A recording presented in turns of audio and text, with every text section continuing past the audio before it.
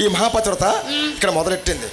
ఆయన అలా పొలానికి వెళ్ళగానే ఈవిడ ఇక్కడ మొదలుపెట్టింది. ఏం మొదలుపెట్టింది? పూజలు. పూజ. పతివ్రత కదా, పూజ చేసుకోవాలి మరి. అమ్మా, ఈ మహాపతివ్రత పూజ మీద పూజ, పూజ మీద పూజ, పూజ మీద పూజ చేస్తుంటే ఈ పూజలకి దేవుడు వెనకాల దేవుడు దేవుడు దేవుడు చెప్తాను. అదేంటి దేవుడు రావట్రా? వస్తాను రా. నార్మల్. ఎందుకు పూజ చేస్తే దేవుడు వస్తాడా? నేను ఎన్నో సార్లు పూజ చేస్తున్నాను, ప్రతిరోజు పూజ చేస్తున్నాను. ప్రతిరోజు చేస్తున్నావు, ఒక్క దేవుడు రాడు. ఏంటి పూజకి ఒక్క దేవుడు రాలేదా? అలా నువ్వు పూజ చేయడం ఎందుకమ్మా? పూజకి వస్తుండగా పూజ ఖర్చు లేదంట కదంటే. మరి మీ ఊరి పత్రాత అలా కదా? అలా కాదే, పూజ మీద పూజ, పూజ మీద పూజ, పూజ మీద పూజ చేస్తుంటే ఈ పూజలకి దేవుడు దేవుడు వచ్చేస్తాను రా.